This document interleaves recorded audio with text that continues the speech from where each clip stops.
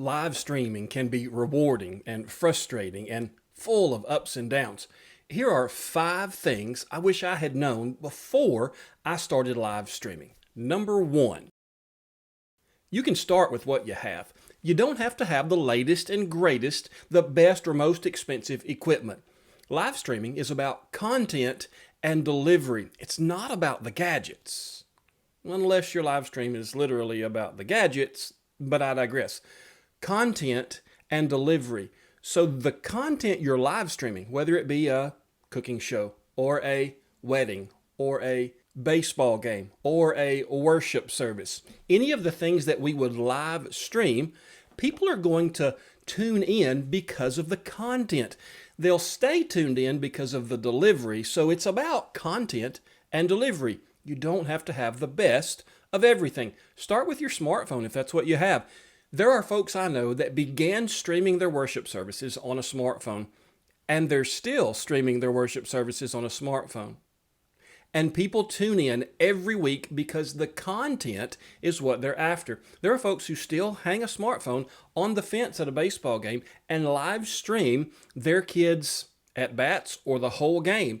And the grandparents or the community still tunes in to see that content. You don't have to have the best just to get started in live streaming.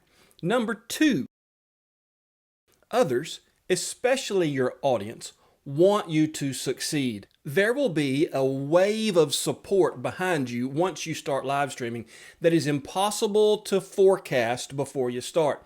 People feel the community of an event live streamed. I don't know how many times when I first started live streaming baseball games, the coaches' parents or the kids' parents or just community members who had long loved Elk baseball sent me a message on Facebook or sent me a text and said, "Thank you so much for live streaming these games." They were not great streams, but the community got behind it and said, "We love being able to see what's going on." Number 3, problems will arise that are outside of our control. And that's the frustrating part of live streaming. API changes if you're streaming to a platform that controls the content through an API. Software fixes that oftentimes break other things not related to what they're trying to fix. Internet issues, cellular especially internet issues, are things that are way beyond our control, and those problems will come and go. But live streaming is still a great benefit to the community to which it's streamed. And so you work through those problems. Sometimes you have to record and upload later.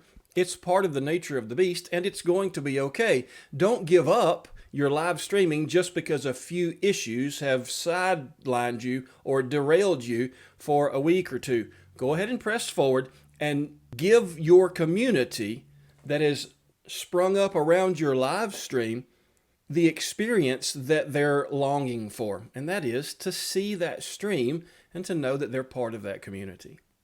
Number 4, your stream will not be professional, but we're not aiming for professional. This is for the casual user, for the amateur, so to speak. We're not aiming for a professional broadcast. We're aiming for a live stream of what's actually in front of the camera. I received a comment not too long ago on a review of one of the pieces of equipment that I use, and the comment was, amateur, casual user.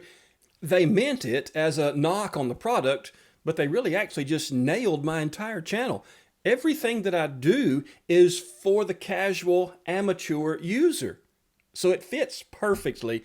I just need to keep in mind, we who live stream need to keep in mind that our stream will not be professional, and that's okay. We're just doing it for the community. Number 5. This is an enjoyable project. It's an enjoyable endeavor or hobby that we're getting ourselves into. There is a lot of satisfaction that comes from live streaming. I had no idea before I started streaming baseball games or worship services that I would enjoy live streaming as much as I do. Enjoy tweaking the sound bits so that it sounds better. Enjoy adjusting the camera angle so I get just what I'm looking for. I enjoy My wife calls it nerding out, but I enjoy nerding out over the little bits about live streaming, and it's become an incredibly enjoyable hobby for me. I think if you're on the fence as to whether to start live streaming the event that you're aimed at or not, I think if you'll go ahead, you'll find that it's enjoyable for you as well.